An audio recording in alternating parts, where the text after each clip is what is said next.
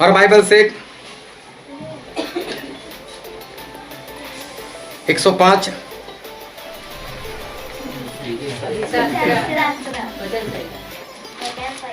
भजन संहिता 105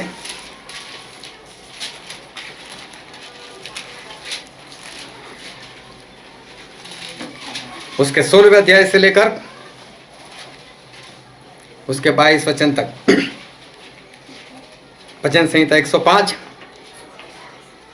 16 से 22। फिर उसने उस देश में अकाल भेजा और अन्न के सब आदर को दूर कर दिया। उसने यूसुफ नामक एक पुरुष को उनसे पहले भेजा था, जो दास होने के लिए बेचा गया था। लोगों ने उसके पैरों में बेड़ियां डालकर उसे दुख दिया। वह लोहे की सांकलों से जकड़ा गया।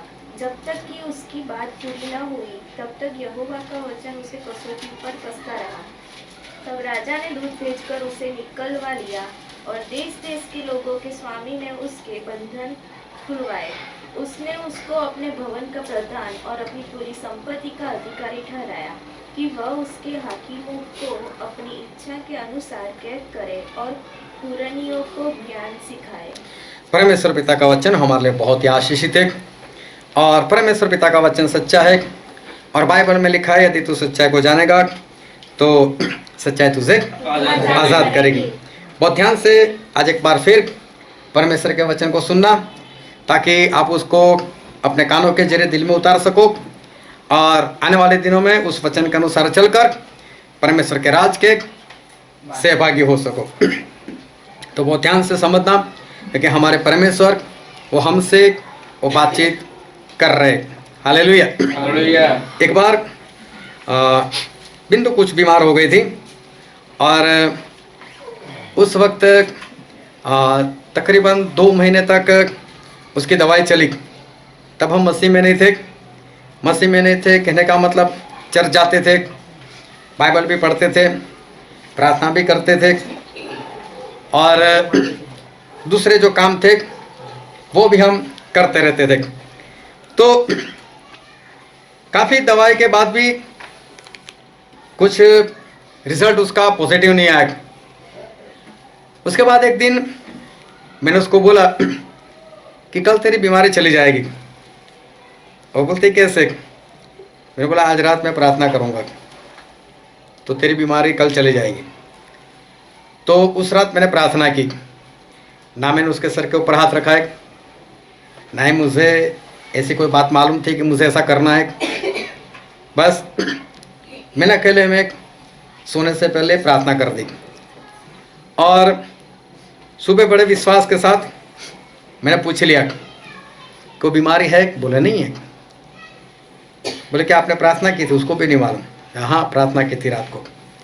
और उसको चंगाई जो है वो मिल गई। उस वक्त मेरा जीवन वो सही नहीं था।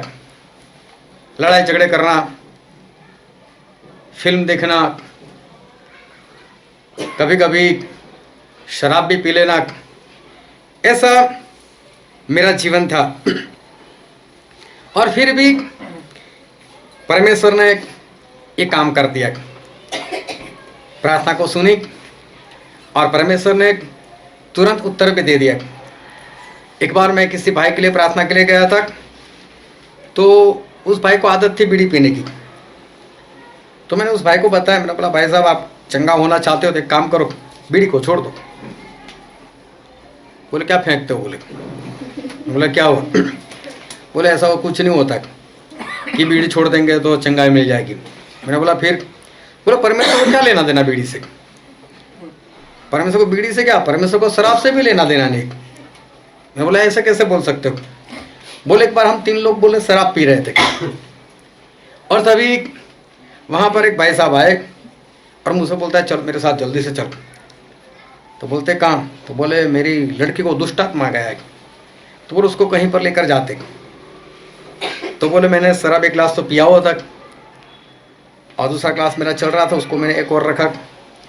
एक दूसरा फ्रेश गिलास लिया, उसमें मैंने सिर्फ पानी डाला, फिर उसके ऊपर मैंने हाथ रखा। मैं शराब पिया हुआ था और बस प्रार्थना कर दी। उसको बोला जा जाकर तेरी बेटी को पिला दे। बोलो उसने ऐसे पानी पिला दिया। बोले उसको दुष्ट आत्मा भाग गया। बोले मैं शराब पिया हुआ था। ऐसे कोई बीड़ी बीड़ी छोड़ने की बात नहीं है, परमेश्वर को इससे कोई लेना देना नहीं। मैं शराब पिया हुआ था फिर भी काम कर दी। बोला हुआ होगा, एक बार हो गया होगा।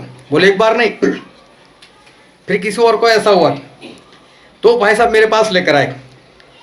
बोले मालूम है, लोग मुझसे वहां पर बापू कहने लगे। बोले एक बार नहीं, ऐसे कई बार बोले मेरे जरिए ऐसे काम हुए। मैं प्रार्थना ही करता था, प्रार्थना कर कर पानी दे देता था, और बोले दुष्ट आत्मा जो था वो निकल जाता था। मुझे भी मेरी बात याद आई, मैं भी तो सही से नहीं चलता था, और परमेश्वर ने मेरी प्रार्थना भी सुनी थी। और बाइबल में भी लिखा है, दूसरा राजा उसका 13वां अध्याय, और पढ़ो तो 1, 2, 3 और 4 वचन। अहज्या के पुत्र यहूदा के राजा योआस के 23वें वर्ष में येहू का पुत्र योआस साम्राज्य में इज़राइल पर राज्य करने लगा और 17 वर्ष तक राज्य करता रहा। और उसने वह किया जो यहोवा की दृष्टि में बुरा था। यहाँ पर लिखा है एक राजा था जिसका नाम था यहोआस, और इसने वो काम किया जो परमेश्वर की निगाह में बुरा था। ये जो आखिरी में लाइन पड़ी वो फिर से एक बार पढ़ो। और उसने वह किया जो यहोवा की दृष्टि में बुरा था। हाँ, इस इंसान ने वो काम किया जो परमेश्वर की निगाह में बुरा था। मतलब ये परमेश्वर की आज्ञाकारी नहीं कर रहा है, ये तो परमेश्वर के विरोध में काम कर रहा है। फिर अर्थात नबात के पुत्र यरोबाम जिसने इज़राइल से पाप कराया था, उसके पापों के अनुसार वह करता रहा और उनको छोड़ न दिया। इसीलिए यहोवा का क्रोध इज़राइलियों के विरुद्ध भड़क उठा। इसके काम ऐसे थे, इस कारण परमेश्वर का क्रोध वो इज़राइल के ऊपर भड़क उठा। और उसने उनको अराम के राजा हजाएल और उसके पुत्र बेनहदद के अधीन कर दिया। हाँ, और परमेश्वर ने ऐसा किया कि इज़राइल के लोग गुलाम बन गए। फिर तब यहोआस यहोवा के सामने गिड़गिड़ाया। अब यहाँ पर ऐसा लिखा है कि ये यहोआस राजा जो बुरा है, जो सही जीवन नहीं जीता, जो परमेश्वर की निगाह में बुरा है वो करता है, और उसने परमेश्वर से प्रार्थना की। तब यहोवा ने उसकी सुन ली। और बाइबल में लिखा है और परमेश्वर ने उसकी सुन ली। एक ऐसा राजा जो सही से नहीं जीवन जी रहा है, जिसके जीवन में पाप है, और ऐसे पाप कि उससे पहले जो राजा हो गया था यरोबाम, वो उसने जैसे जैसे पाप किए थे उस तरह के पाप तो इसके लिए आम सी बात थी। बहुत ज्यादा इसने गुनाह किया, बहुत ज्यादा पाप किया, और इज़राइल के लोग बंधुआई में चले गए। तो इसने परमेश्वर की प्रार्थना की, तो बाइबल में लिखा है कि परमेश्वर ने उस यहोआहाज की प्रार्थना वो सुन ली।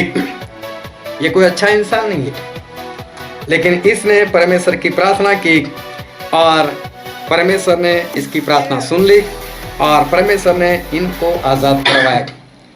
बहुत ध्यान से आज परमेश्वर के वचन को समझते रहना, और उस वचन को सिर्फ सुनना नहीं, लेकिन उस वचन के अंदर घुस जाना, ताकि पता चले कि आज परमेश्वर हमसे क्या बात करने के लिए जा रहे। पौलुस ने ऐसा कहा। हम पढ़ते हैं 2 कुरिन्थी उसका 13वां अध्याय और उसका 5वां वचन।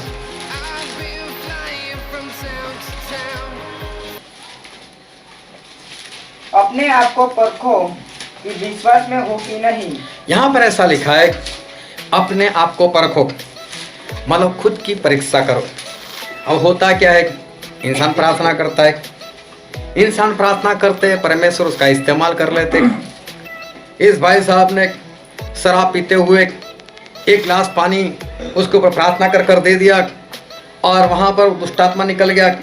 ऐसा एक बार नहीं, मालूम नहीं कितनी बार हुआ। और इस भाई साहब को ऐसा लगा कि परमेश्वर मेरा बहुत इस्तेमाल करते, और परमेश्वर इस्तेमाल इसलिए करते हैं क्योंकि शराब पीना बुरी बात नहीं है, मैं जो भी कर रहा हूँ वो सही कर रहा हूँ, और इसलिए देखो परमेश्वर मेरा इस्तेमाल करते।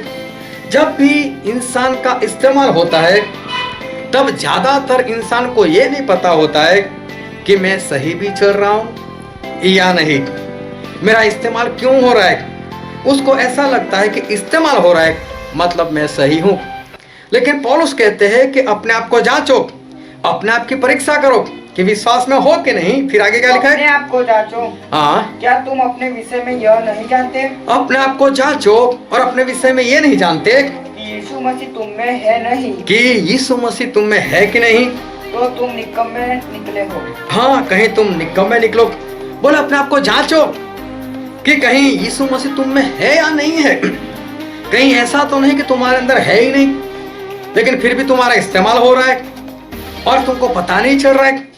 फिर लिखा है पहला कुरिन्थी उसका 11वां अध्याय और उसका 31 वचन। यदि हम अपने आप में जांचते तो दंड न पाते। अगर हम अपने आप को जांचते तो दंड नहीं पाते।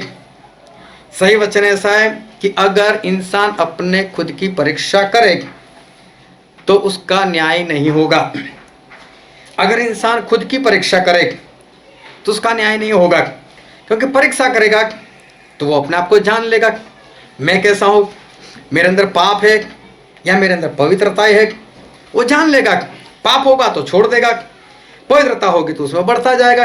अपने आप को जांचेगा कि मेरे अंदर परमेश्वर है कि नहीं है तो परमेश्वर को बुला लेंगे, दिल के दरवाजे खोल देगा, और अगर उसको पता चलेगा परमेश्वर है तो उसमें बढ़ता जाएगा।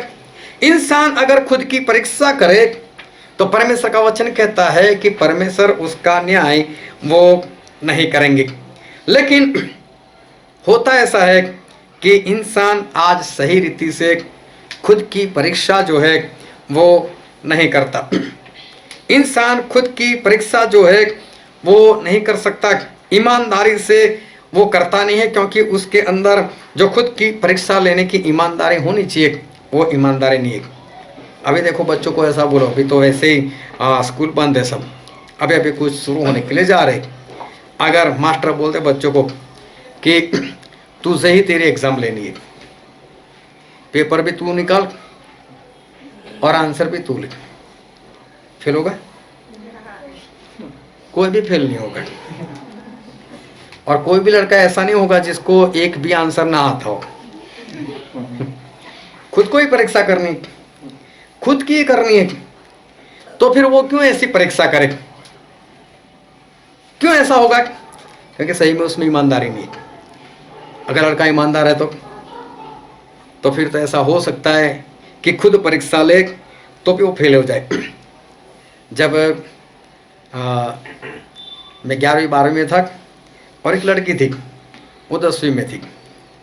अभी पैसे वाले लोग थे, उस वक्त घर में टीवी होना बहुत बड़ी बात थी और उनके घर में टीवी था। ये जो लड़की थी उसने 10वीं में आने के बाद तुरंत बोल दिया मैं 10वीं में हूँ, टीवी बंद, मुझे बोर्ड की एग्ज़ाम देनी है और इसलिए आज से टीवी बंद, पर्सनल ट्यूशन क्लास, स्कूल में जाना, ट्यूशन में जाना, टीवी खुद को भी नहीं देखना, ना घर वाले को किसी को देखने देना, घर वाले को आवाज़ करना मना है, और लगातार पढ़ाई। किसी ने उसको पूछा तो मुझे पक्का याद नहीं, लेकिन तकरीबन उसने उस वक्त 70% बताए कि मेरे इतने परसेंट तो पक्का आने वाले। और सही में बहुत ज़्यादा उसकी मेहनत थी। अभी रिजल्ट आया, 5 सब्जेक्ट में फेल है। पास तो बहुत दूर की बात, 5 सब्जेक्ट में फेल हो गई। अभी दूसरी बार उसने एग्ज़ाम देने के लिए फॉर्म भर दिया। इस बार भी टीवी बंद, पूरा पढ़ाई, ट्यूशन क्लास। बाहर में 2-3-4 बार कितनी बार ट्रायल दी, लेकिन वो बाहर ही नहीं निकल पाई। लेकिन हर बार उसको तो ऐसा था मैं निकल जाऊंगी। 70% या उससे ज़्यादा उसने कुछ सोच कर रखा था। लेकिन 3-4 ट्रायल मारने के बाद भी आखिर तक वो लड़की जो है वो 10वीं से बाहर जो है वो नहीं निकल पाई। क्यों? जबकि टीवी बंद था, जबकि पैसे वाले थे, अच्छा ट्यूशन था, पढ़ती भी थी, तो फिर भी वो फेल कैसे हो गई? इसका मतलब ये हुआ वो सिर्फ पढ़ रही थी, या तो उसने कभी भी अपने आप को जांचा नहीं कि मैं जो पढ़ रही हूँ वो मुझसे आता भी है कि नहीं, बिना किताब लिए मैं आंसर लिख सकती हूँ कि नहीं, उसने कभी भी अपने आप को जांचने का प्रयत्न नहीं किया होगा। और अगर उसने कभी जांचने का प्रयत्न किया भी होगा तो मुझे पक्का मालूम को फेल गई होगी उसमें। लेकिन तब उसने सोचा कोई बात नहीं, अभी तो देर है ना परीक्षा की, तब तक तो सब कुछ ठीक हो जाएगा और मैं पास ही हो जाऊंगी। इतना सब कुछ पढ़ने के बाद भी इंसान फेल हो जाए, इसका मतलब यही है कि इसने अपने आप को सही रीति से या तो जांचा नहीं, और अगर जांचा तो ओवर कॉन्फिडेंस में रह गई। विश्वास करना बहुत अच्छी बात है, लेकिन ज़्यादा विश्वास करना, जो बात है ही नहीं ऐसा विश्वास करना, उसको बोलते हैं ओवर कॉन्फिडेंस। और अगर इंसान के जीवन में ओवर कॉन्फिडेंस हो, हद से ज़्यादा विश्वास हो, जैसा विश्वास नहीं करना चाहिए, क्योंकि बाइबल में भी लिखा है, हम पढ़ते एक वचन यूहन्ना उसका 7वां अध्याय और उसका 37-38।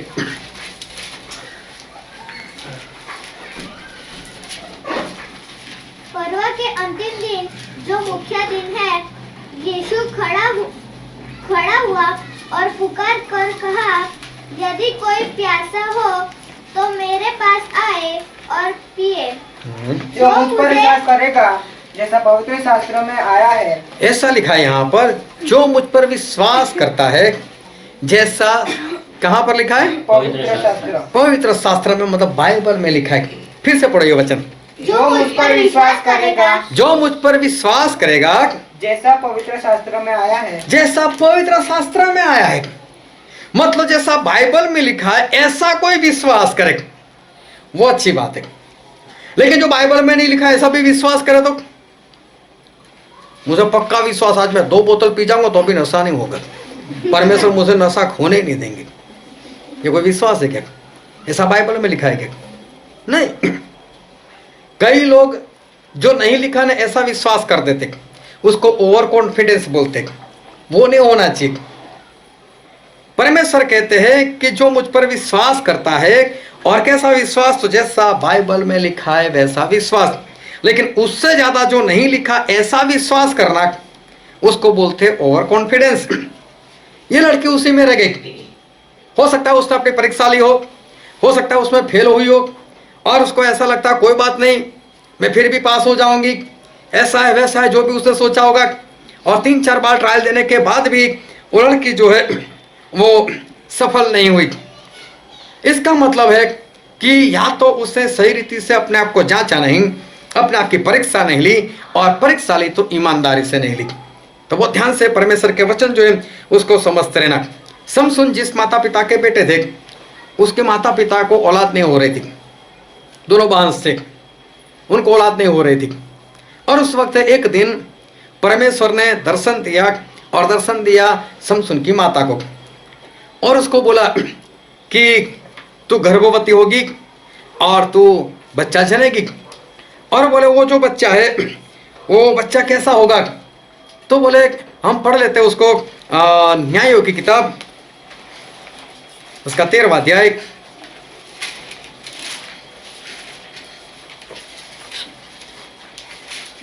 और उसका 5वां वचन। क्योंकि तू गर्भवती होगी और तेरा एक बेटा उत्पन्न होगा, और उसके सिर पर छुरा न फिरे।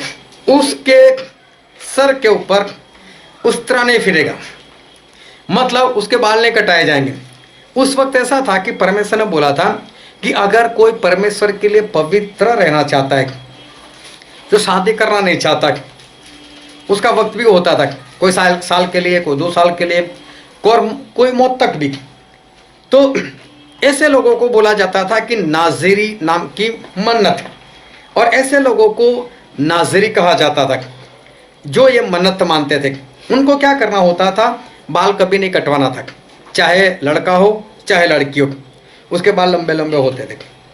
दूसरी बात, उसको दाख की बनी हुई कोई भी आइटम उसको नहीं खानी है, दाख की बनी हुई कोई भी आइटम नहीं खानी है, और साथ में उसका रस भी नहीं पीना, दाख रस भी उसको नहीं पीना है। शराब तो बहुत दूर की बात, वो तो है ही नहीं। और साथ में वो इंसान जब तक ये मन्नत रखे तब तक उसको शादी भी नहीं करनी है, उसको स्त्री से और स्त्री हो तो पुरुष से उसको दूर रहना है।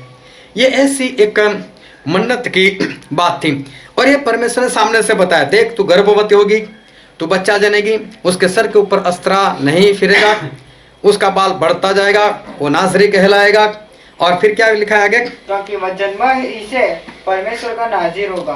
हाँ, और इस्राएलियों को फलिस्तियों के हाथ से छुड़ाने में वही हाथ लगाएगा। और इजराइलियों को फलिस्तियों के हाथ से छुड़ाएगा। देखो परमेश्वर ने पहले ही समसून के बारे में उसकी माँ को बता दिया।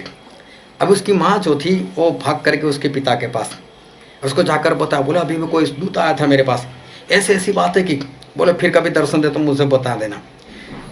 दूसरी बार भी दर्शन हुआ, उस अपने पति को बुला लिया, पति ने भी पूछ लिया क्या करना है क्या नहीं, तो परमेश्वर ने बता दिया, बोले वो नाजरी कहलाएगा, बाल नहीं काटे जाएंगे, वो इजराइलियों को फलिस्तियों के हाथ से वो छुड़ाएगा।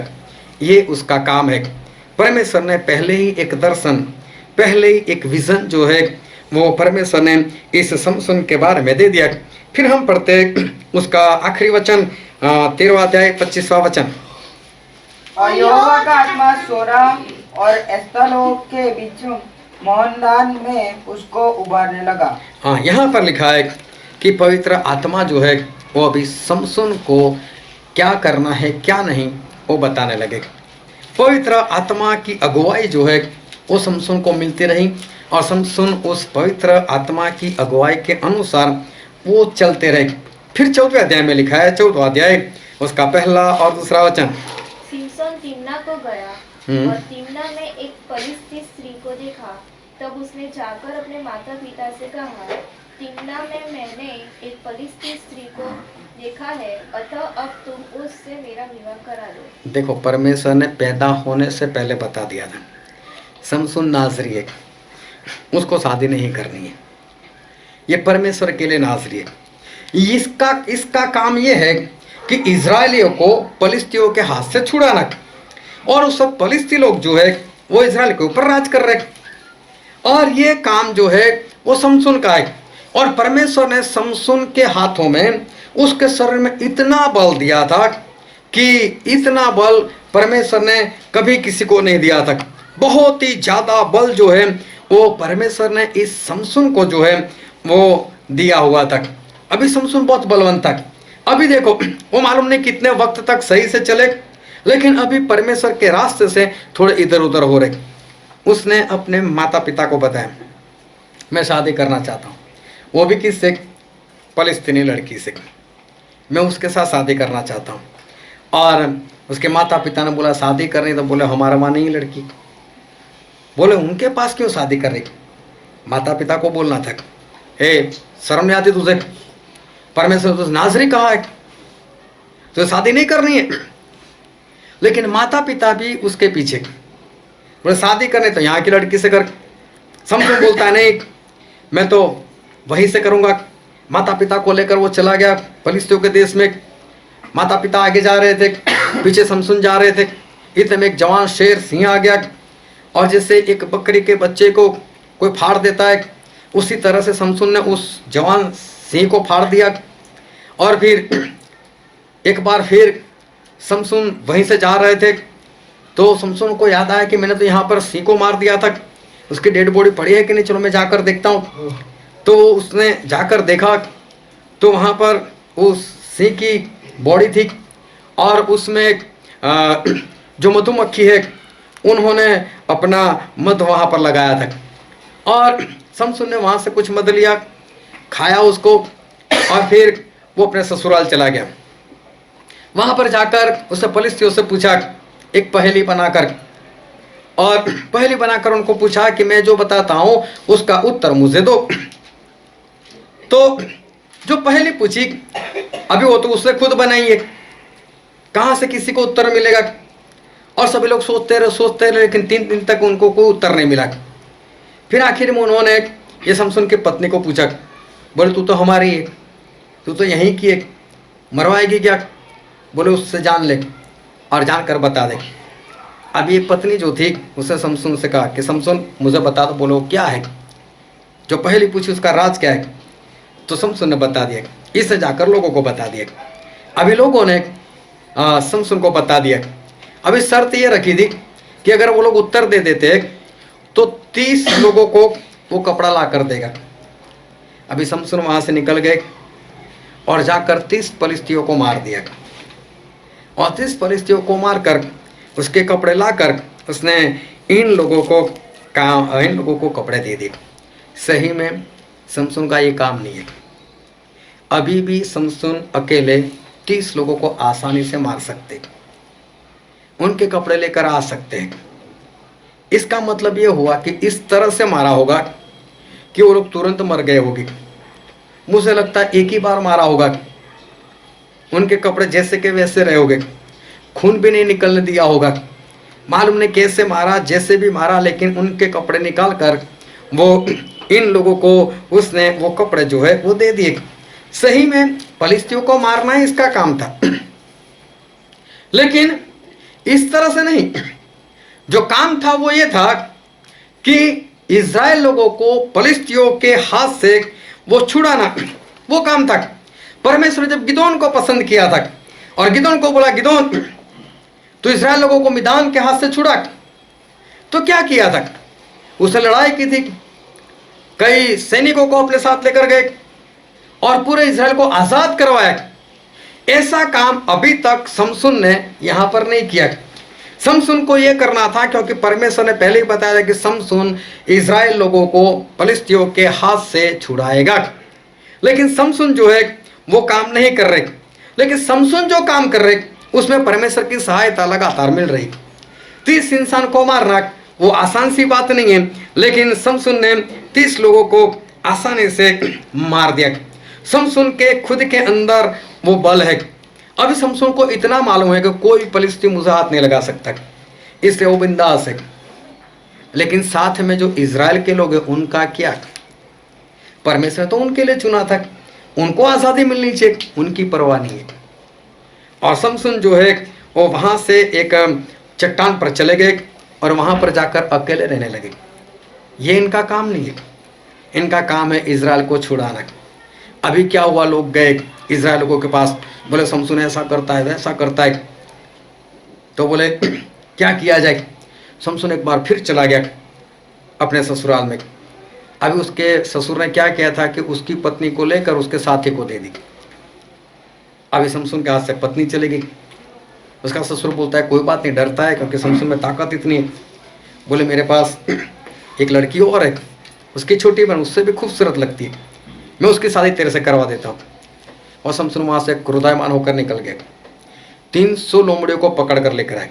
300 लोमड़ी को पकड़ना, एक लोमड़ी को पकड़ना भी मुश्किल है।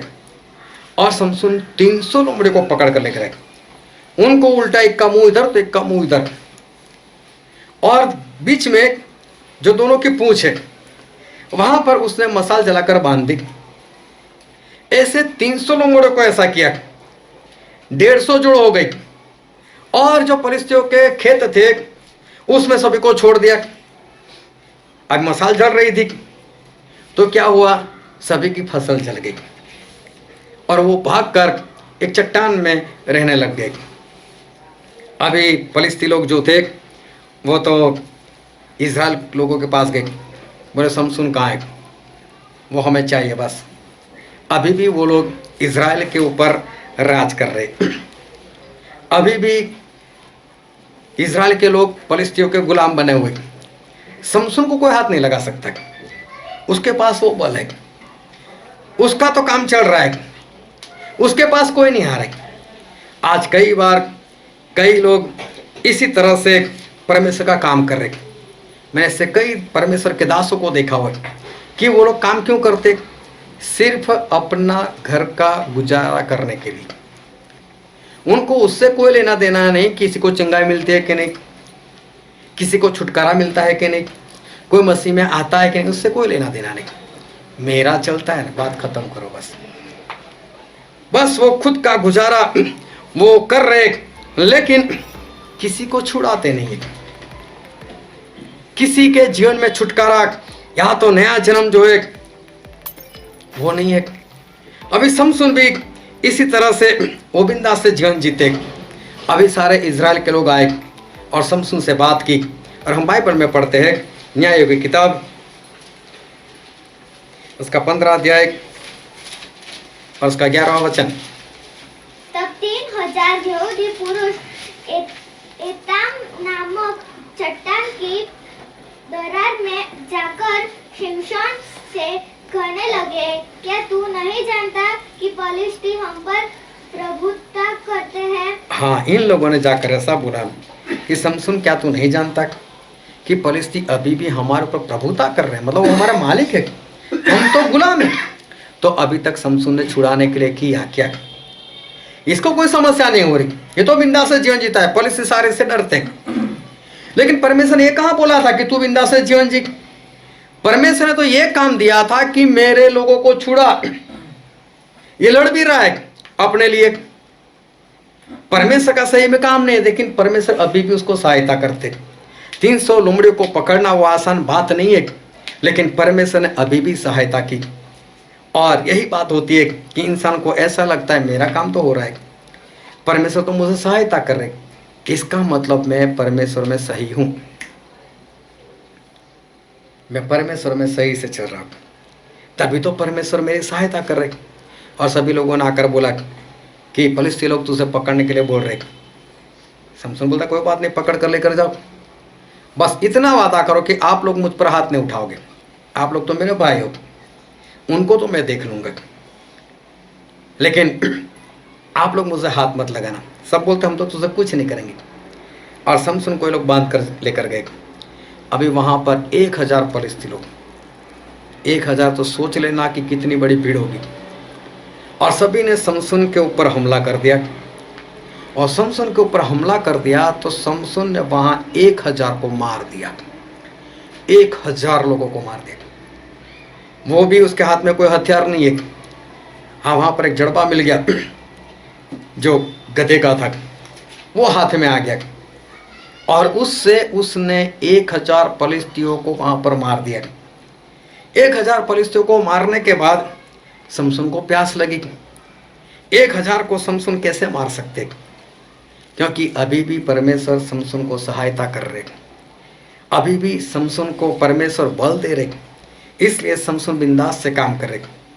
समसुन को लगता होगा मैं सही हूँ, इसलिए तो परमेश्वर मेरे साथ है, इसलिए तो परमेश्वर मेरे जीवन में काम कर रहे, इसलिए तो मेरे अंदर इतना बल है। और समसुन को प्यास लगी। समसुन ने प्रार्थना की, परमेश्वर इतने लोगों को मेरा मारा, अभी क्या मैं प्यास से मर जाऊं, बिना पानी मर जाऊं, पानी निकालो। और परमेश्वर तुरंत वहीं पर पानी निकाला, और समसुन ने वो पानी पिया। और समसुन उसके बाद एक वेश्या के पास चला गया। उसके बाद एक दलीला नाम की एक स्त्री थी, उसके साथ ये जो समसुन है उसका संबंध हो गया। ये सब काम के लिए परमेश्वर ने इसको चुना ही नहीं था। परमेश्वर ने पहले ही से बोला था ये नाज़री, इसको शादी नहीं करनी। और ये जो समसुन है वो तो एक नहीं, दो नहीं, ये तीसरी को पकड़ कर बैठा है, और इसके साथ तो उसका लव हो गया। अभी दलीला भी वहीं की है, पलिश्ती की। और पलिश्ती लोग आए और इस दलीला को बोलने लगे, ये बिंदास है, पलिश्तियों के पास बिंदास से रहता है, उसको कोई डर नहीं, उसको मालूम मेरे पास बहुत बल है और मुझे ये लोग कुछ नहीं कर सकते। और सही में पलिश्ती भी इससे बहुत डरते। लेकिन सही में समसुन और परमेश्वर का काम नहीं कर रहे, जिस काम से परमेश्वर ने चुना वो काम नहीं हो रहा है। लेकिन समसुन को नहीं पता चल रहा है, उसने अपने आप को जांचा होगा, ईमानदारी से नहीं, परमेश्वर मेरे साथ काम कर रहे तो फिर मैं तो सही हूँ ना, तभी तो ऐसा हो रहा है। सही से उसने अपने आप को जांचा नहीं है, और अभी दलीला के साथ बिंदास से रहता है। और लोगों ने दलीला से कहा, दलीला तू जान लेना इसका बल किस में है, अगर तूने ये बात जान ली तो बोला हम इतने पैसे तुझे देंगे। अब ये जो स्त्री है वो समसुन से पूछ रही कि समसुन, ये तेरा महाबल किस बात में छुपा हुआ है, मुझे बता दे तब। और समसून ने झूठ बोल दिया, बोले ऐसे ऐसे मुझे बांधोगे तो बोले मैं आम इंसान हो जाऊंगा। अभी उसने क्या किया, इसको बांध दिया और फिर ऐसी आवाज आई, समसून पुलिस लोग तेरे ऊपर चढ़ाई कर आ गए। समसून तो ऐसे खड़े हो गए जैसे उनको जो बांधा ही नहीं था, जैसे वो सारी रस्सी जो है आग में जिस तरह सन का कपड़ा जल जाता है वैसे वो तो राख हो गई, उसके समान उसके सारे बंधन टूट गए। दलीला ने देखा है तो मेरे से झूठ बोला। अभी देखो शैतान झूठा और झूठे का बाप है। समसून झूठ बोल रहा है, एक बार नहीं उसने दलीला के साथ 3 बार किया। अभी इसको इतनी तो अकल आनी चाहिए ना कि मैं जिसके साथ रह रहा हूं उसको मुझसे प्रेम नहीं है। ये बार बार एक ही बात के पीछे क्यों पड़ी कि मेरा बल किस में है, मेरा बल किस में, मेरा बल किस में। ये करना क्या चाहती है? परमेश्वर ने मुझे क्या बोला है? उसको वहां से भाग जाना चाहिए था, लेकिन चौथी बार स्त्री ने एक रोते हुए बोल दिया, वो तो मुझसे प्रेम नहीं करता, वरना तो सच बता देता। और इस वक्त उसने सच बता ही दिया। बोले अगर मेरा बाल काट दो ना तो बोलते हैं मैं काम इससे हो जाऊंगा, मेरा बल जब जाता रहेगा। और जब वो सो गया उसने उसके सर के बाल काट दिए और बाल काटने के बाद उसने उसको कहा कि समसून देख, तेरे ऊपर पलिस्ती लोग जो है वो तेरे ऊपर चढ़ाई कर कर वो आ गई है। और समसून को ऐसा, मैं अभी भी खड़ा हो जाऊंगा, ये कर लूँगा वो कर लूँगा। लेकिन जैसे ही समसून खड़ा हुआ उनको पता चला कि सही में मेरे अंदर जो बल रहना चाहिए वो बल अब नहीं रहा। चौथी बार उन्होंने बहुत स्पष्ट जो सच था वो सच बात उन्होंने बता दी और समसून की हालत वो बहुत ही वो खराब आ गई। समसून का काम ये नहीं था। समसून का काम तो ये था कि इज़राइल लोगों को पलिस्तियों के हाथ से छुड़ाए। क्या इस समसून को पता नहीं चलता कि मैं नाज़री हूँ? क्या कम से कम अपने बालों से भी नहीं पता चलता मैं नाज़री हूँ? क्या इसको ये नहीं पता चलता कि परमेश्वर ने मुझे कौन सा काम दिया है और मैं क्या कर रहा हूँ? लेकिन समसून जो है उसको सही में खुद के अंदर कोई भी गलती, गुनाह, पाप नजर नहीं आ रहे, क्योंकि इंसान को यही लगता है कि परमेश्वर जो है वो तो मेरे साथ है, परमेश्वर मेरे साथ है। कब से ये समसून का जीवन जो है वो कभी इधर कभी उधर हो रहा है, लेकिन समसून खुद को ये बात जो है वो पता नहीं चल रही, क्योंकि परमेश्वर जो है वो तो अभी भी सहायता कर रहे। और इंसान को ऐसा लगता है कि परमेश्वर की सहायता है, परमेश्वर मेरी प्रार्थना सुन रहे, इसलिए मैं तो सही हूँ, मैं जैसा बोलता हूँ वैसा मेरा काम हो जाता है और इसलिए सब कुछ सही है। और फिर बाइबल में लिखा है, हम पढ़ते हैं उसका 16वां अध्याय, न्यायों की किताब उसका 16वां अध्याय उसका 20 वचन। तब उसने कहा, हे सिमसोन, परिस्थिति तेरी घात में है। तब वह चौंक कर सोचने लगा, मैं पहले के समान बाहर जाकर झटकूंगा। वह तो न जानता था कि यहोवा उसके पास से चला गया है। हाँ, समसून ने क्या सोचा, बोला अभी भी पहले का समान हो जाएगा, अभी भी मुझे जो बांध कर रखा है बस मैं ऐसे ही तोड़ दूंगा उसको। लेकिन हुआ नहीं। यह क्या है समसून का? Over confidence. अभी तक काम हो रहा था, अभी तक उसका जीवन इधर उधर ही है, लेकिन फिर भी परमेश्वर की सहायता मिल रही और इसलिए समसून को ऐसा इस बार भी कुछ नहीं होगा। चाहे बाल काट दे तो उसमें क्या है, बाल में क्या होता है, बाल काट देंगे तो भी क्या होगा, मैं तो पहले के समान हो जाऊंगा। लेकिन अब उसको पता चला, फिर से पढ़ो तो 20 वचन। तब उसने कहा, हे सिमसोन, परिस्थिति तेरी घात में है। तब वह चौंक कर सोचने लगा, मैं पहले के समान बाहर जाकर झटकूंगा। वह तो न जानता था कि यहोवा उसके पास से चला गया है। परमेश्वर उसके पास से चले गए थे। अब इस वचन को ध्यान में रखना, क्या अभी तक परमेश्वर उसके साथ थे? क्या दलीला के साथ वो कब से रहे? क्या परमेश्वर इसमें उसकी सहायता कर रहे होंगे? क्या परमेश्वर समसून के साथ होंगे पहले भी? पहले भी नहीं थे। सहायता जरूर करते थे। क्या वेश्या के पास गया तो परमेश्वर उसके साथ थे? नहीं। जब पहली शादी की तो क्या परमेश्वर उसके साथ थे? नहीं। परमेश्वर तो कब का छोड़ दिया था। इंसान का जीवन थोड़ा इधर थोड़ा उधर पवित्र आत्मा पाने के बाद इधर उधर हो गया, उसी वक्त समझ लेना पवित्र आत्मा आपको छोड़कर चले जाएंगे। सहायता होती वो बात अलग से, परमेश्वर आपकी प्रार्थना सुनते वो बात अलग से। इंसान को ऐसा लग जाता है मेरा काम होता है, मेरी प्रार्थना सुनी जाती है, मैं बोलता हूँ ऐसा होता है, मैं प्रार्थना करता हूँ चंगा मिलते, मैं प्रार्थना करता हूँ छुटकारा मिलता है, सब कुछ तो हो रहा है, परमेश्वर मेरे साथ है। क्या सही में समसुन के साथ परमेश्वर अभी तक थे? नहीं, ऐसे काम में परमेश्वर उसके साथ नहीं रह सकते। लेकिन इंसान जो है वो ओवर कॉन्फिडेंस में रह जाता है, मैं सही हूं, परमेश्वर मेरे सुनते हैं, और वही ओवर कॉन्फिडेंस में इंसान का नाश हो जाता है। एक राजा था और उसको भी अपने ज्ञान का बहुत घमंड था। उसको ऐसा था कि मेरे पास इतना ज्ञान है, इतना ज्ञान है कि कोई मेरे साथ कुछ भी नहीं कर सकता।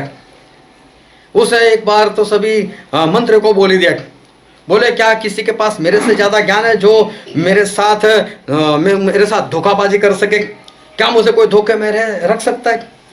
सभी लोगों ने बोल दिया नहीं राजा, आप तो कितने ज्ञानी हो, कौन आपको धोखा दे सकता है? लेकिन राजा ने ध्यान से देखा तो एक मंत्री था, उसने अपना सिर नहीं हिलाया था और राजा को बुरा लगा। राजा ने उसको बुलाया, बोले क्या तुझे नहीं लगता ऐसा कि मुझे कोई धोखा नहीं दे सकता? बोले नहीं, दे सकता है, आपको भी कोई धोखा दे सकता है। बोले कौन? बोले जो सुनार लोग होते, सोनी लोग। बोले वो लोग आप कितना भी करो, हम कितना भी सोना दे उसको गहना बनाने के लिए, थोड़ा तो निकाल ही देंगे। बोले नहीं, सुनार भी मेरे साथ कुछ भी नहीं कर सकता। बोले देख लो। तो सुनार लोगों को बुलाया, कुछ सुनार लोग आए। राजा ने पहले से पूछा क्या मैं तेरे ऊपर पूरी निगरानी रखूं, तेरे ऊपर पूरा ध्यान रखूं, मैं तुझे सुना दूं, मैं तुझे कुछ बनाने को कहूं, क्या तू फिर भी मेरी निगरानी के अंदर भी सोना चोरी कर ले जा सकता है? बोलता है हाँ, आसानी से बोले। बोले कितना? बोले 25% तो मैं चुरा सकता हूँ। राजा बोलते मेरे सामने बोल रहे। दूसरे को पूछा, बोले तू? बोला हाँ, मैं भी बिंदास से लेकर जा सकता हूँ। बोले कितना? बोले 50% तक। तीसरा था, वो तो बोलता है मैं 100% गायब कर दूंगा सोना। राजा को क्रोध है। राजा बोलता है कोई बात नहीं, कल ही से तू आ जा। बोले तू आएगा, कपड़े में पहनाऊंगा तुझसे, तेरे कपड़े बाहर, दूसरे कपड़े पहनकर अंदर आना है, और फिर हर रोज इसी तरह से मेरी निगरानी में, मुझसे कोई काम होगा तभी मैं किसी और को निगरानी में रखूंगा, वरना मेरी निगरानी में रहना पड़ेगा, और अगर तू सफल नहीं हुआ तो तेरे गर्दन काट दूंगा। बोले कोई बात नहीं। बोला अभी भी सोच ले। बोले नहीं, 100% गायब कर दूंगा। राजा भी सोच में पड़ गया, कैसी बात कर रहा है। राजा ने उसको बुलाया, पूरी निगरानी, कपड़े दिए, बोले ये रहा सोना। उसका नाप ले लिया कि कितना ग्राम है। बोले मेरे लिए इतनी चीज बना ले, कुछ बनाने को बोला। अब ये इंसान ने जो भी बनाने को बोला, वो सोने का हर रोज थोड़ा थोड़ा थोड़ा कर कुरेद कर उसने बढ़िया सा बना दिया। हर रोज राजा चेक कर रहा, हर रोज राजा चेक कर रहे, कुछ भी उधर उधर नहीं। और फिर आखिरी दिन जब जो भी चीज़ बनाई थी वो पूरी हो गई थी, रात का वक्त था, शाम को इसको छूटना था।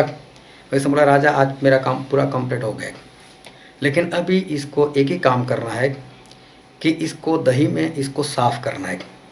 बोले क्यों दही में?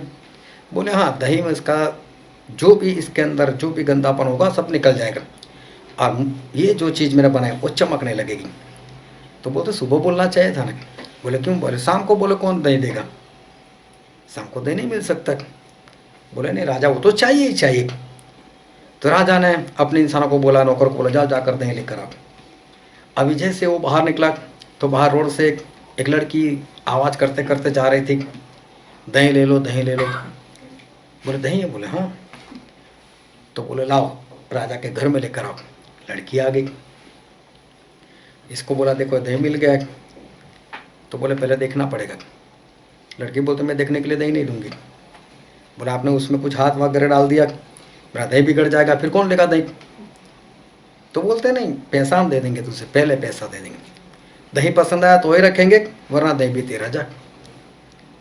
ठीक है, इसने दही लिया, पैसे उसको दे दिए, और फिर उसने उस मूर्ति को दही में डाला। फिर मूर्ति निकाल कर देखा, बोले दही सही नहीं है, बोले ले जाओ इसको। अभी वो लड़की चली गई वापस, उसको तो पैसे मिल चुके थे। अभी क्या हुआ, ये इंसान भी चला गया अपने घर। अभी उसका काम तो खत्म हो गया था। दूसरे दिन राजा ने उसको बुलवाया, बोले इधर आ। बोले अब बता कितना चोरी किया है? बोले आप खुद देख लो। राजा गए किसी और सुनार के पास, बोले इसका वजन कर कर देख, और इसमें सोना कितना है वो बता। बोले इसमें सोना ही नहीं है। तो सोना ही नहीं है? हाँ, एक भी थोड़ा भी नहीं है। तो बोले क्या है? बोले पूरा पीतल का बना हुआ है। बोले सोना सारा गायब? बोले है ही नहीं। अबे राजा अचंभित रह गया, बोले ऐसे कैसे हो गया? वो वापस आया उसके पास, बोले यार मान लिया तुझको कि तूने चोरी कर रही, लेकिन कब, कैसे, किस वक्त, किस तरह से? बोले मैं दही मंगवाया था ना। बोले हाँ, वो मेरी बहन थी। बोले मैं हर रोज घर पर पीतल की मूर्ति बनाता था, जैसे यहाँ पर बनाता था वैसे घर पर जाकर बनाता था, और वो मूर्ति पहले से ही दही में थी। मैंने ओरिजिनल डाल दी, वो बाहर निकाल दी, किसी को डाउट नहीं गया। राजा हैरान रह गया, बोले मुझे भी कोई उल्लू तो बना सकता है। ओवर कॉन्फिडेंस में नहीं रहना चाहिए, ज्ञान चाहे कितना भी हो, लेकिन कोई ना कोई तो ऐसा जो है वो मिल जाता है। इंसान को खुद की सही पहचान जो है वो होती नहीं है, सही पहचान वो करता नहीं है, ओवर कॉन्फिडेंस में रह जाता है। खुद की परीक्षा इंसान जब करता है तब सही में अगर ईमानदारी से करे फिर तो ठीक है, लेकिन ये राजा जो है वो तो घमंड में रह गया। बोले मेरे पास इतना ज्ञान, मेरे पास इतना ज्ञान, मैं ये कर सकता हूँ, मैं वो कर सकता हूँ। वो ध्यान से समझना आज का वचन। और बाइबल में एक वचन हम पढ़ते हैं, लूका रचित सुसमाचार, इसका पहला अध्याय और 6, 7 और 8 वचन।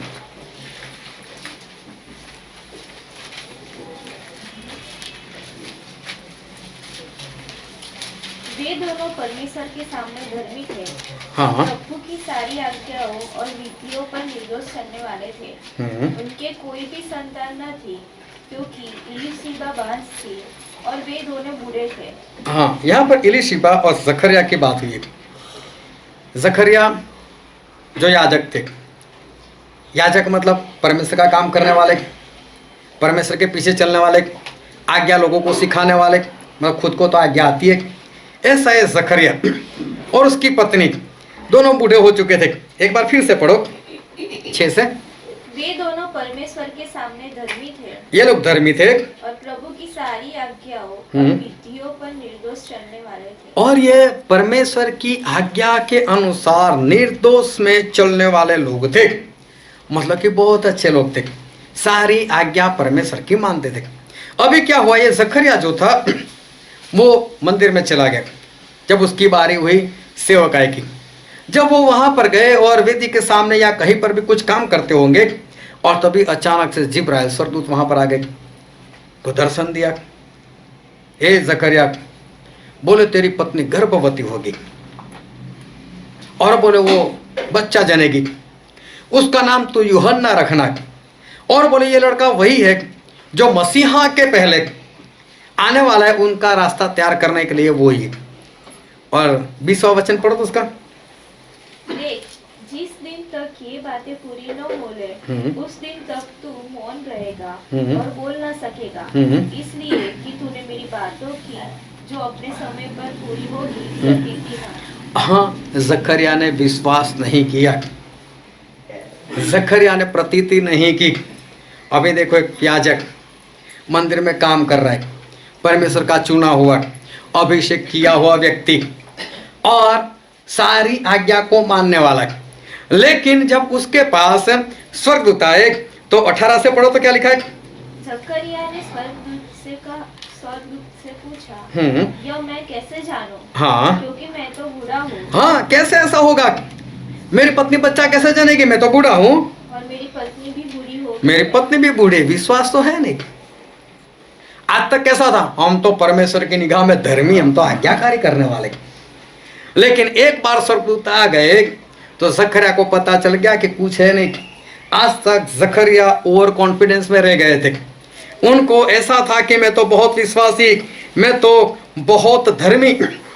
इंसान जब खुद की परीक्षा करता है और सही से नहीं करता, तब उसको अपने बारे में जो कुछ पता होना चाहिए वो पता नहीं चलता। लेकिन जब परमेश्वर का दंड आता है, स्वर्गदूत ने बोल दिया अब तू बोल नहीं पाएगा, अब तो गूंगा हो जाएगा, जब तक तेरा बेटा ना पैदा हो जाए, जब तक उसका नाम रखने का दिन ना है, तब तक तू गूंगा हो जाएगा। तब उसका विश्वास बना, हाँ सही में स्वर्गदूत था और ऐसा हो सकता है। लेकिन पहले ही बोल दिया ऐसे कैसे हो सकता है, मैं भी बूढ़ा हूँ और मेरी पत्नी भी बूढ़ी है, हम लोग बच्चे पैदा नहीं कर सकते। अरे परमेश्वर बोल रहे, परमेश्वर की ओर से आवाज है, जिब्राइल स्वर्गदूत है, तो फिर तो तुझे विश्वास होना चाहिए। और आज तक कैसे जीवन जीता था? उसको ऐसा था कि मैं पूर्ण रीति से आज्ञाकारी करता हूँ। और बहुत ध्यान समझना, आप चाहे खुद की परीक्षा जैसे करो वैसे, लेकिन परमेश्वर भी हमारी परीक्षा करते। परमेश्वर ने अब्राहम की परीक्षा ली और उत्पत्ति में लिखा उसका 22वां अध्याय उसका पहला वचन,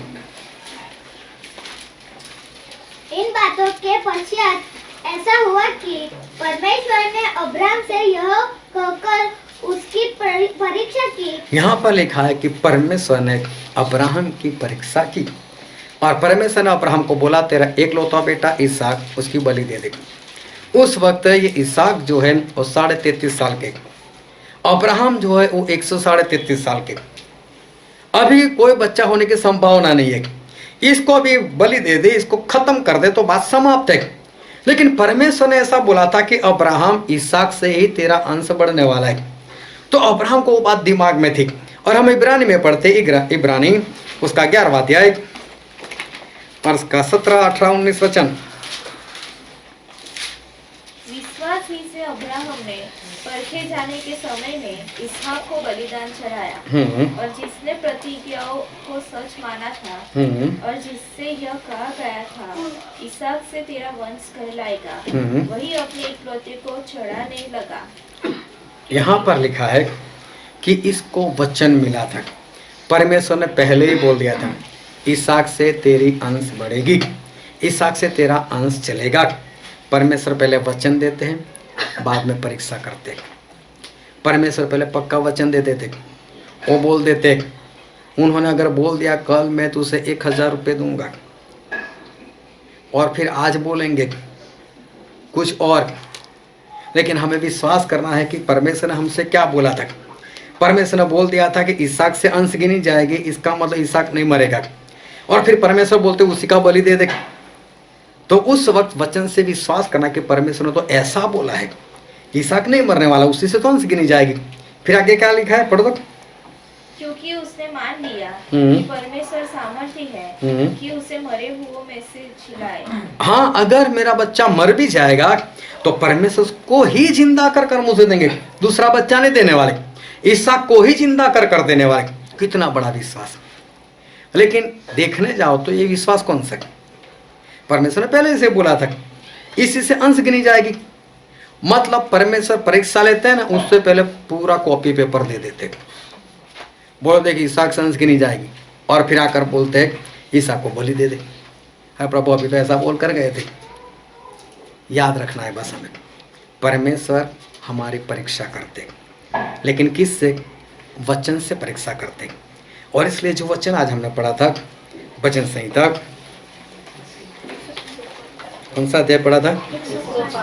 105, और हम पढ़ते उसका 19 वचन। जब तक कि उसकी बात पूरी न हुई, जब तक कि उसकी बात पूरी नहीं हुई, तब तक यहोवा का वचन उसे कसौटी पर कसता रहा। तब तक परमेश्वर का वचन, यूसुफ की बात कर रहे, उसको कसौटी के ऊपर मतलब परीक्षा के ऊपर कसता रहा। हालेलुया। हालेलुया। ये यूसुफ जो है उसको बचपन में, जब वो 17 साल के भी नहीं थे तब, क्योंकि 17 साल की उम्र में तो बाइबल में लिखा है, उसको कब सपना आया मालूम नहीं, लेकिन जब वो 17 साल के थे तब बाइबल में ये लिखा गया कि तब परमेश्वर ने उसको ऐसा दर्शन दिया था कि तू तेरे भाइयों से और तेरे माता पिता से भी ऊंचाई के ऊपर होगा। और वही यूसुफ अभी खड्डे में, वही यूसुफ अब गुलाम, वही यूसुफ पोटीफार के घर में, वही यूसुफ के ऊपर इल्जाम, वो भी गलत, वही यूसुफ अब जेल में। तो हर बार यूसुफ को क्या याद आता होगा? परमेश्वर ने बोला है ऊंचाई के ऊपर, खड्डा छोड़ो यार। परमेश्वर ने बोला है मेरे भाइयों से भी ऊंचा, मतलब मैं गुलाम हूं, छोड़ दो, भूल जाओ उसको। परमेश्वर ने बोला है मेरे माता पिता से भी ऊंचा, मतलब जेल को भूल जाओ। परमेश्वर ने बोला है कि मुझे ऊंचाई के ऊपर लेकर जाएंगे। तो ये यूसुफ जो है वो परमेश्वर में लगातार बने रहते हैं। परमेश्वर उसको पहले से बोल दिया मैं ऊंचाई के ऊपर लेकर जाऊंगा, फिर चाहे बीच में खड्डा आए, गुलामगिरी आए या तो फिर जेल आए, डरने की जरूरत नहीं है। और यूसुफ जो है वो पास हो गए परीक्षा में।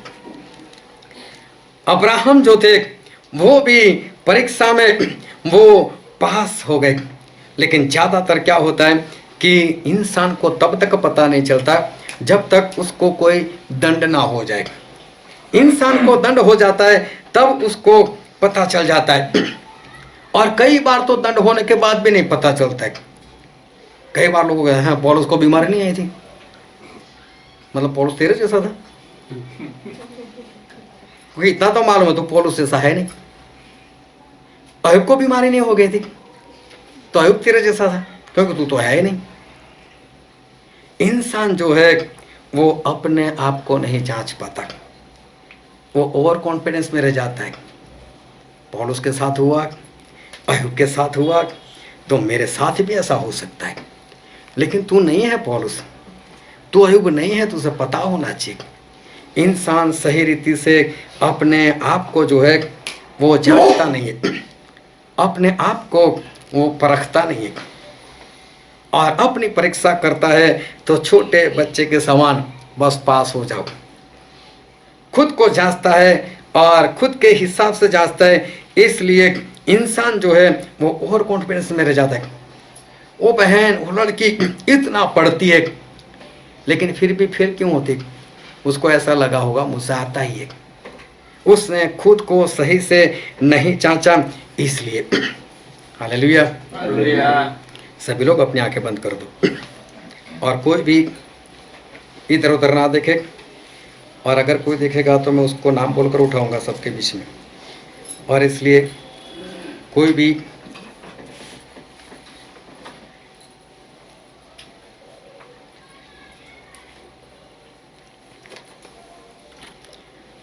सभी लोग अपनी आंखें बंद, मेरी निगाहें सबके ऊपर है।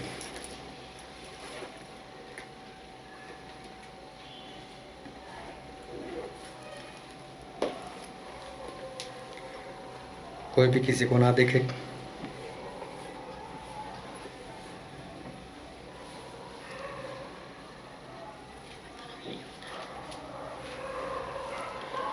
कोई भी उधर उधर ना देखे, कोई भी किसी को और ना देखे। इंसान अपने आप को जांचता नहीं है, सही रीति से वो अपने आप की परीक्षा नहीं करता है,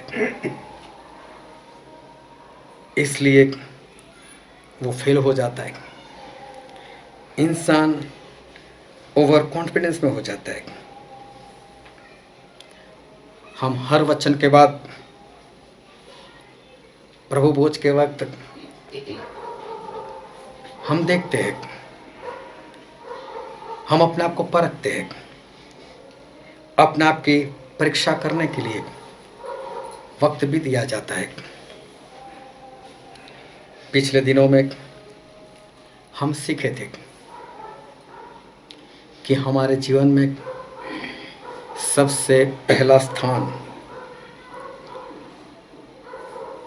परमेश्वर को देना है। कोई आंखें नहीं खुलेगा।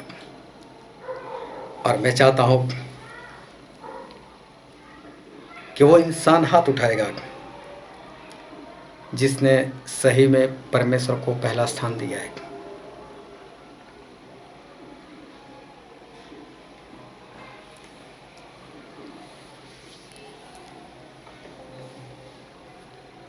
क्या बर्थडे के वक्त शादी के हिसाब से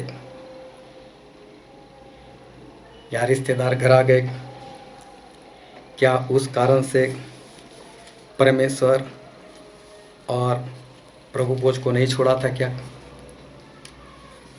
अगर ऐसा है तो अपने हाथ को उठाए कि चाहे बर्थडे थी,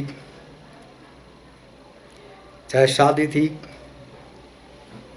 फिर भी मैंने परमेश्वर को नहीं छोड़ा था। अपने आप को जांचते रहना, क्या किसी को ऐसा एहसास हो रहा है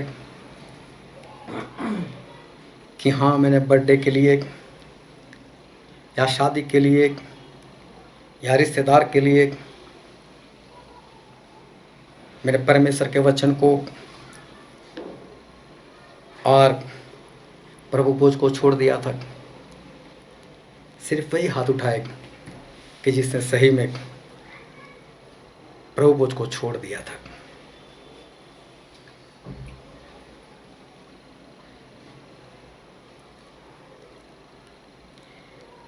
पिछले दिनों में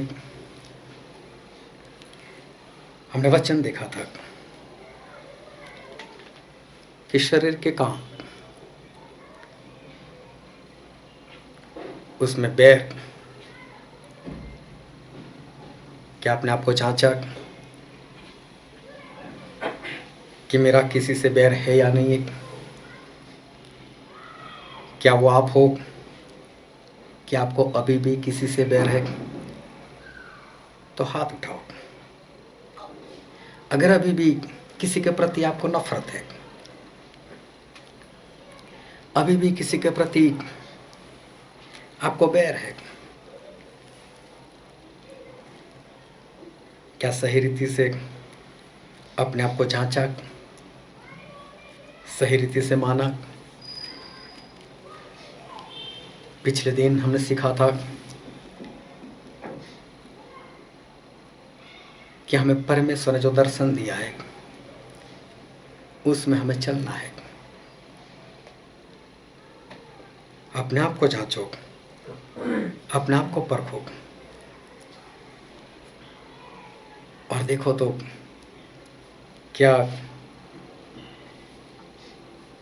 आप परमेश्वर के दर्शन में सही रीति से चले हो? अगर नहीं चले तो हाथ उठाकर कबूल करो कि हाँ, परमेश्वर ने मुझे जो दर्शन दिया है, परमेश्वर ने मुझे जो काम दिया है, उस काम के अनुसार मैं नहीं चला। पिछले दिन हमने सीखा था क्रोध जो करता है वो स्वर्ग में नहीं जा सकता।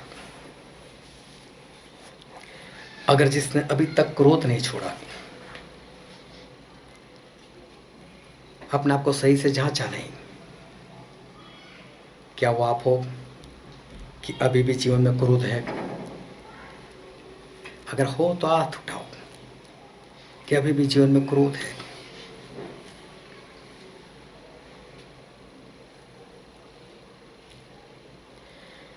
आंखें बंद। हमने वचन में सीखा था कि परिवार की रखवाली करो, परिवार को चलाने की जिम्मेदारी, उनका गुजारा करने की जिम्मेदारी वो एक पुरुष की है। क्या कभी जांचा कि हाँ, मैं वही पुरुष हूँ जो मेरे परिवार का गुजारा नहीं कर रहा? क्या वो आप हो? तो हाथ उठाओ।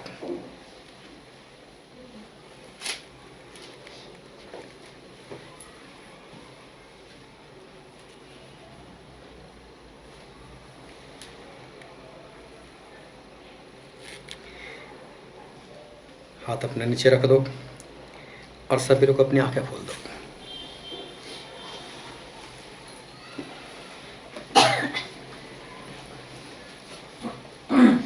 हमने क्या परीक्षा की अपने आप की?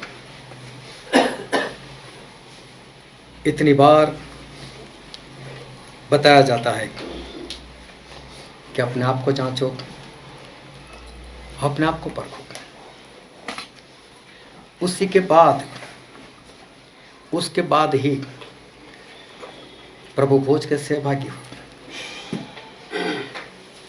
तो प्रभु भोज किस रीति से ले लिया? इसका मतलब है उस वक्त जांचा नहीं, सही से परखा नहीं, या तो ओवर कॉन्फिडेंस में रह गए, नहीं मैं सही हूँ और मैं प्रभु भोज ले सकता हूँ। प्रभु यीशु के मांस और उनके लहू का अपमान कर दिया। हर बार वचन इसलिए होते ताकि हम हमारे जीवन में सुधार लाए। वचन इसलिए होते, जो वचन पुकारे जाते, ऐसी बात अगर आपके जीवन में नहीं है तो परमेश्वर वो वचन देंगे क्यों? वो है तभी दे रहे। तो सुनकर हमें करना क्या है? हमें पश्चाताप करना है, हमें उस काम को छोड़ना है। क्या अभी भी नहीं लगता कि प्रभु सो आ रहे? अभी भी किसी भ्रम में हो कि अभी भी बहुत देर लगने वाली है? अभी भी उस लड़की की तरह कोई बात नहीं, आज मैं तैयार नहीं, लेकिन उस वक्त तक मैं तैयार हो गया होऊंगा और मैं स्वर्ग में चला जाऊंगा? क्या सोचकर अभी तक उस बात में अभी भी फंसे हो? हम इस धरती पर क्या लेकर आए थे, क्या लेकर जाएंगे?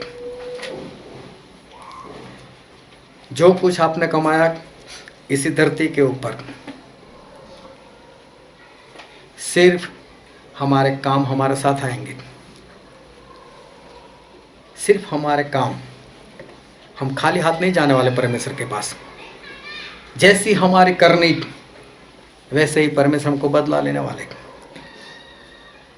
तो हम परमेश्वर के पास कौन से काम लेकर जाए? उस यूसुफ की परीक्षा लगातार 13 साल तक होती रही। यूसुफ ने एक ही बात ख्याल में रखी कि परमेश्वर ने मुझे बुलाया, मैं तुझसे ऊंचाई के ऊपर उतर जाऊंगा। ना खड्डे में परवाह की, ना पोटीफार के घर में परवाह की, ना जेल में परवाह की। अपने आप को जांचना, अपने आप को सच्ची रीति से परखना, वो बहुत ही बड़ी बात है। ये ऐसी वैसी बात नहीं है, ये बहुत ही बड़ी बात है। क्योंकि पौलुस कहते, एक बार फिर से पढ़ते हम 2 कुरिन्थी 13वां अध्याय उसका 5वां वचन। अपने आप को परखो, अपने आप को परखो कि विश्वास में हो कि नहीं। कि विश्वास में हो कि नहीं। अपने आप विश्वास का दूसरा मतलब ही आज्ञाकारी है। अपने आप को परखो कि विश्वास में हो कि नहीं। अगर आप अपनी परीक्षा सही रीति से नहीं करोगे तो परमेश्वर तो कर नहीं वाले। क्योंकि जो वचन हमने पढ़ा था, वचन संहिता 105 और 19 वचन, जब तक कि उसकी बात पूरी न हुई तब तक यहोवा का वचन उसे कसौटी पर कसता रहा। तब तक यहोवा का वचन उसको कसौटी पर कसता रहा। क्यों स्कूल में एग्जाम होती है? क्यों उससे पहले बच्चे पढ़ने के लिए बैठते हैं? क्यों उसके माता पिता रिवीजन करवाते हैं? क्यों उसके मुंह जुबान लेते हैं कि इसको आता है कि नहीं, ताकि मेरा बच्चा वहां पर जाकर फेल ना हो जाए। बच्चा घर पर नहीं पढ़ेगा तो क्या वो परीक्षा देगा? और देगा तो पास क्या होगा? वो फेल हो जाएगा। अगर आप खुद की परीक्षा सही रीति से नहीं करोगे तो एक दिन परमेश्वर आपकी परीक्षा करेंगे, और जिस दिन परमेश्वर परीक्षा करेंगे तो क्या होगा? उनको कोई धोखे में नहीं रख सकता। इसलिए ओवर कॉन्फिडेंस में मत रहो। हम आखिरी दिनों के आखिरी वक्त में चल रहे हैं और इसलिए अपने आप को 100% सुधार लो, 100%। वरना परमेश्वर की परीक्षा में फेल, मतलब स्वर्ग का रास्ता बंद। नरक तो वैसे ही खुला पड़ा है, नरक का कोई दरवाजा नहीं है, वो तो पहले से ही खुला पड़ा। वो तो बोलता है ये आते जाओ आते जाओ, स्वर्ग के दरवाजे हैं। और इसलिए हर वचन के बाद खुद की सही रीति से परीक्षा करो और जो भी पाप है उसको, मैं तो बोलता हूँ, सबके सामने कबूल करना सीखो। इतनी हिम्मत रखो ताकि बचाए जाओ। आओ हम हमारे आंखों को बंद करें और हमारे मस्तकों को प्रभु के आगे झुकाते हैं, जो राजाओं के राजा है, जो प्रभु के प्रभु है, जो हमारे बीच में उपस्थित है।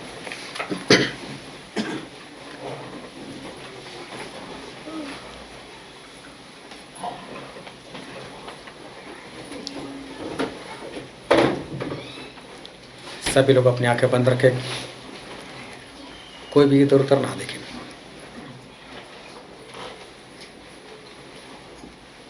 आज एक बार फिर हमारे पास वक्त है कि हम अपने आप को जांचें, हम अपने आप को परख लें। क्या मैं मेरी परीक्षा सही रीति से करता हूँ या नहीं करता? मुझे जो वचन सिखाए जाते हैं, क्या मैं उसको मानता हूँ या नहीं मानता? मेरे प्रियो, वक्त सही में बहुत कम है, हमें स्वर्ग में पहुँचना है। और परमेश्वर परीक्षा किए बिना कभी भी किसी को स्वर्ग में नहीं लेने वाले। और इसलिए अपने आप को तैयार करो, अपने आप को परखो, जो भी ऐसी बातें दिखा देती उसको निकाल कर फेंक दो ताकि बचाए जाओ। ये वचन समझने के लिए, ग्रहण करने के लिए, उसके अनुसार चलने के लिए प्रभु यीशु की कृपा हम सभी पर होने पाए। Thank you Jesus.